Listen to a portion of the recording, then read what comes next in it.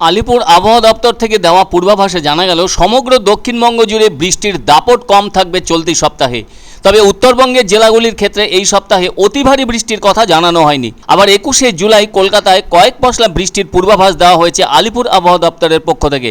তবে বেশি বৃষ্টির সম্ভাবনা থাকবে বাংলার ও ওড়িশার উপকূলবর্তী জেলাগুলিতে। ওদিকে আবার ওড়িশা ও অন্ধ্রপ্রদেশের উপকূলে নিম্নচাপ তৈরির সম্ভাবনা, তার প্রভাবেই বৃষ্টি বাড়বে কলকাতা সহ দক্ষিণবঙ্গের উপকূলের জেলাগুলিতে। ঘূর্ণাবর্ত রয়েছে নাগাল্যান্ড ও গুজরাটে। এছাড়াও আরও একটি ঘূর্ণাবর্ত রয়েছে গাঙ্গেয় পশ্চিমবঙ্গ ছাড়াও ওড়িশা ও ঝাড়খণ্ড সংলগ্ন এলাকায়। কেননা মৌসুমী অক্ষরেখা সম্বলপুর ও পুরী হয়ে দক্ষিণ পূর্ব দিকে এগিয়ে পূর্ব মধ্য বঙ্গোপসাগর পর্যন্ত বিস্তৃত। আবার একটি অফশোর অক্ষরেখা রয়েছে মহারাষ্ট্র থেকে কেরালা পর্যন্ত।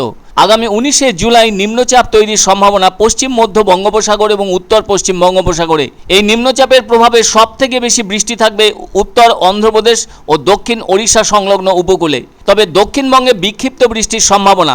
এদিকে ওই অঞ্চলে বৃষ্টির সম্ভাবনা কমবে। বলা যায় বুধ ও বৃহস্পতিবার বৃষ্টি আরও কম হবে দক্ষিণবঙ্গের প্রায় সবকটি জেলায়। আবার দক্ষিণবঙ্গে বিক্ষিপ্ত বৃষ্টির সম্ভাবনা শুক্রবার।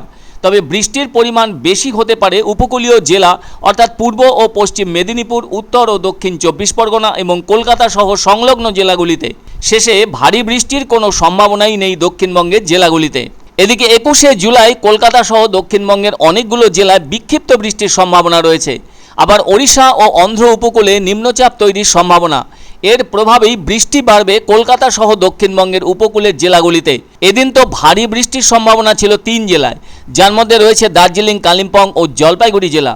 আবার উত্তরবঙ্গের সব জেলায় বজ্রবিদ্যুৎ সহ হালকা থেকে মাঝারি বৃষ্টির সম্ভাবনা। তবে 16ই জুলাই থেকে বৃষ্টির পরিমাণ কম হওয়ার কথা উত্তরবঙ্গের সবকটি জেলাতেই। বিক্ষিপ্ত বৃষ্টি চলবে দার্জিলিং, আলিপুরদুয়ার, কোচবিহার ও জলপাইগুড়ি জেলায়।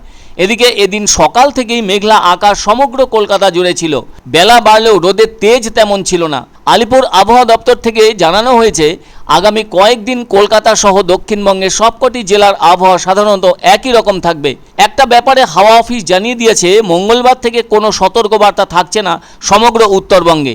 এদিকে অতিবৃষ্টির কারণে বেহাল দশা তৈরি হয়েছে দার্জিলিং সহ সমস্ত পাহাড়ি জেলাগুলিতে।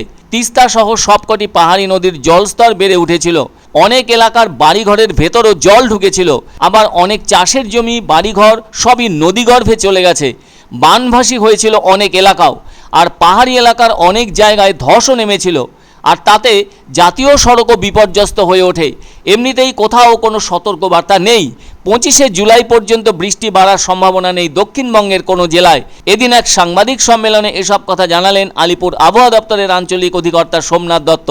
আগামী কয়েকদিনে বৃষ্টি তো হবে, আপনার গোটা পশ্চিমবঙ্গের সব জেলাতেই বৃষ্টি হবে। হ্যাঁ, তবে বৃষ্টির ডিস্ট্রিবিউশনটা কখনো হোয়াইট স্প্রেড, কখনো ফেয়ারলি হোয়াইট স্প্রেড, কখনো স্ক্যাটার। তবে একটা কথা বলতে পারি, এই যে এতদিন যাবত আমরা যেটা দেখছিলাম যে নর্থ বেঙ্গলে খালি আপনার হোয়াইট স্প্রেড। এবারে এখন একটা টাইম আসতে চলেছে যেখানে নর্থ বেঙ্গলের বৃষ্টি ধীরে ধীরে কমার একটা টেন্ডেন্সি আসতে শুরু করেছে।